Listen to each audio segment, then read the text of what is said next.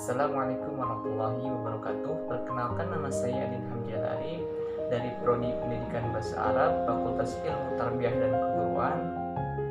Langsung saja di sini saya akan menjelaskan tentang pemerolehan dan pembelajaran bahasa, kompetensi dan performansi bahasa.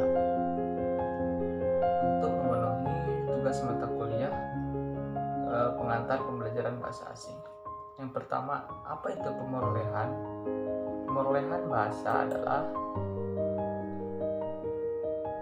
proses manusia mendapatkan kemampuan untuk menangkap, menghasilkan, dan menggunakan kata untuk pemahaman dan komunikasi bersama orang-orang yang ada di lingkungannya.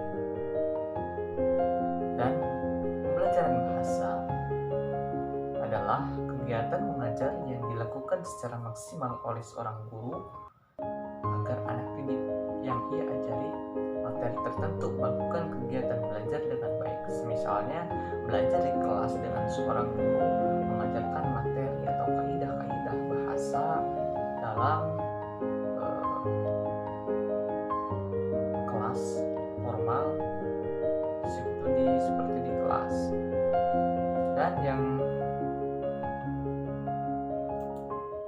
Dan persamaan pemerolehan dan pembelajaran bahasa.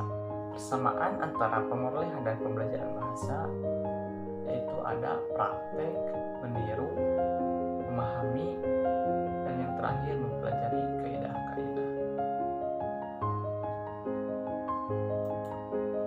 Dan perbedaan pemerolehan dan pembelajaran bahasa yaitu ada perbedaan motivasi atau tujuan seorang mahasiswa, perbedaan lingkungan, model, perbedaan waktu, dan konteks belajar.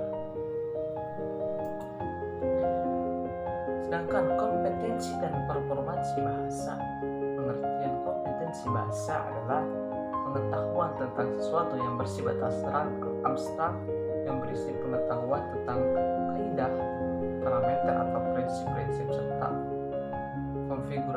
konfigurasi sistem bahasa. Sedangkan pengertian performansi adalah aktualisasi bahasa atau wujud nyata bahasa dalam pelaksanaan berbahasa oleh penuturnya. Perbedaan kompetensi dan performansi bahasa. Kompetensi mengacu pada pengetahuan dasar tentang suatu sistem peristiwa atau kenyataan. Kompetensi ini bersifatnya abstrak, tidak dapat diamati karena kompetensi terdapat dalam pikiran manusia.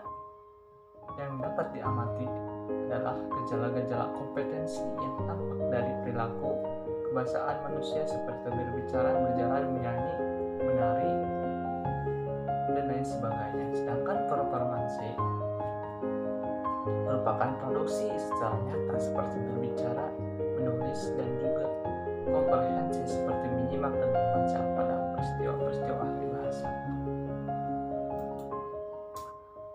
Sedangkan apa kaitan antara kedua bahasa di atas dengan posisi bahasa Arab bagi pelajar Indonesia?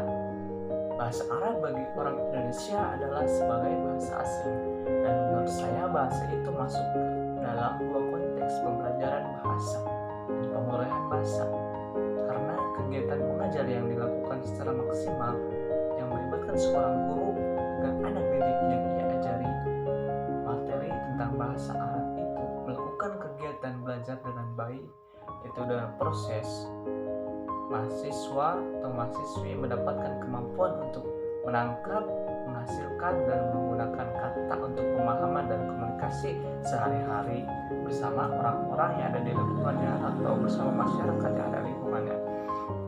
Dan kebanyakan mahasiswa atau mahasiswi di Indonesia lebih fokus mempelajari mengenai kaidah-kaidah dan prinsip-prinsip serta konfigurasi sistem bahasanya, seperti di pondok pesantren. Pondok pesantren kebanyakan santri-santri mempelajari kaidah